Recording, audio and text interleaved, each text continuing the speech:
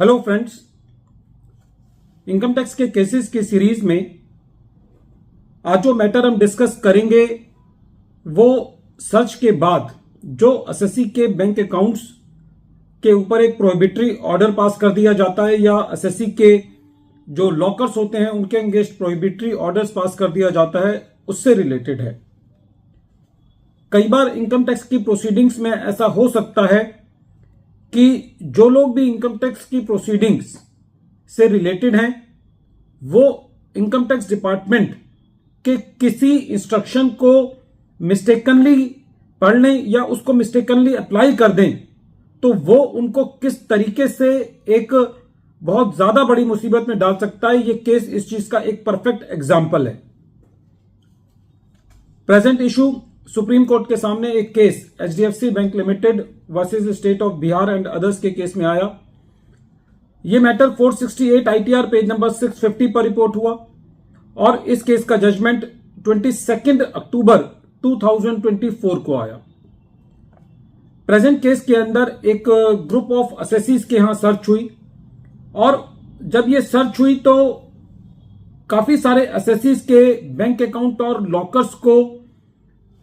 Attach कर दिया गया। एक प्रोहिबिटरी ऑर्डर पास कर दिया गया कि इन अकाउंट्स को अभी एसएससी ऑपरेट नहीं कर सकता और इन लॉकर्स को अभी ऑपरेट नहीं कर सकता।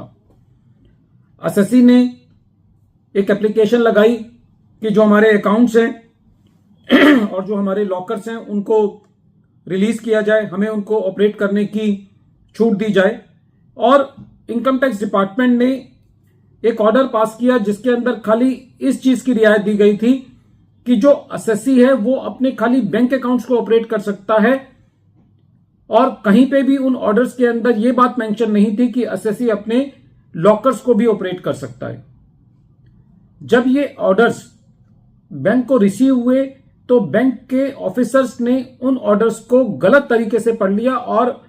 उनके हिसाब से वो उस ऑर्डर के मुताबिक एसएससी अपने बैंक लॉकर्स भी ऑपरेट कर सकता था और बैंक ऑफिशियल्स ने एसएससी को अपने बैंक लॉकर्स भी ऑपरेट करने दिया। जब रेवेन्यू को यह बात पता चली तो रेवेन्यू ने जो बैंक था उसके अगेंस्ट प्रोसिक्यूशन लॉन्च किया और जो एलिगेशन लगाए गए वो ये लगाए गए कि बैंक ने ब्रीच ऑफ ट्रस्ट किया है, फ्रॉड किया है, मिस अप्रोप्रिएशन किया है और एसएससी के साथ मिलकर कॉन्स्पिरेसी की है। बैंक ने हाई कोर्ट के सामने अपनी पिटीशन लगाई जिसको बैंक ने क्वैश कर दिया और जब ये मैटर सुप्रीम कोर्ट के पास पहुंचा तो सुप्रीम कोर्ट का सबसे पहले ये कहना था कि प्रेजेंट केस के अंदर क्योंकि बैंक एक जुरिस्टिक पर्सन है इसलिए मेंसरिया का सवाल ही नहीं उठता। दूसरा, सुप्रीम कोर्ट का यह कहना था कि कहीं पे भी जो इनकम टैक्स डिपार्टमेंट ने बैंक के अगेंस्ट एफआईआर दर्ज की है उसके अंदर कहीं पे भी ये चीज मेंशन नहीं है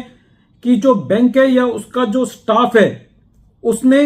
किसी तरीके से डिसऑनेस्टली किसी को इंड्यूस किया है कोई प्रॉपर्टी किसी को देने के लिए, या जब ये काम हुआ, जब ये गलती बैंक से हुई तो उस वक्त किसी तरीके का मेंसरिया था उस गलती को करते वक्त। सुप्रीम कोर्ट का यह भी कहना था कि जो एफआईआर है उसके अंदर कहीं पे भी यह चीज मेंशन नहीं है कि जो बैंक ऑफिसर्स हैं उन्होंने इंटेंशनली उस ऑफेंस को, उस गलती को किया है किसी को कोई बेनिफिट पहुंचाने के लिए। सुप्रीम कोर्ट ने यह कहा कि प्रेजेंट केस के अंदर कहीं पे भी यह एलिगेशन नहीं है कि जो बैंक है उसने खुद कोई पैसा मिस अप्रोप्रिएट किया है या कोई ऐसा काम किया है जिससे रेवेन्यू को कोई नुकसान होता हो। तो ऐसी परिस्थिति के अंदर सुप्रीम कोर्ट के मुताबिक जो कंटिन्यूएशन ऑफ क्रिमिनल प्रोसीडिंग्स हैं एपिलेंट के अगेंस्ट वो एक तरीके का अनड्यू हार्डशिप है बैंक के लिए, इसलिए जो प्रोसिक्यूशन प्रोसीडिंग्स हैं उनको क्वैश किया जाना चाहिए। फ्रेंड्स, जहां तक बैंक की बात थी तो बैंक के अगेंस्ट ये प्रोसिक्यूशन प्रोसीडिंग्स जो है वो क्वैश हुई, लेकिन यदि कभी एसएससी के साथ भी ऐसा हो जाता है कि एसएससी को कभी डाउट हो कि जो उसको ऑर्डर मिला है उसके बैंक अकाउंट को ऑपरेट करने का, तो यदि एसएससी कहीं श्योर नहीं है कि वो उससे लॉकर भी ऑपरेट कर सकता है या नहीं कर सकता, और यदि बैंक वाला अलाउ भी कर रहा है, तो ऐसी परिस्थिति के अंदर एसएससी जो है वो डिपार्टमेंट से पहले इंश्योर करे, एक प्रोहिबिटरी ऑर्डर को लिफ्ट करने का दूसरा परमिशन लाए, क्योंकि बैंक तो बच गया, लेकिन यदि एसएससी डिसऑनेस्टली अपने लॉकर्स को ऑपरेट कर लेता है तो एसएससी के अगेंस्ट जो है वो प्रोसिक्यूशन प्रोसीडिंग्स कंटिन्यू रह सकती हैं और एसएससी के लिए तकलीफ की बात हो सकती है। वीडियो के अंत में एक बार फिर मैं केस का नाम रिपीट कर रहा हूं। केस का नाम है HDFC bank limited versus state of Bihar and others,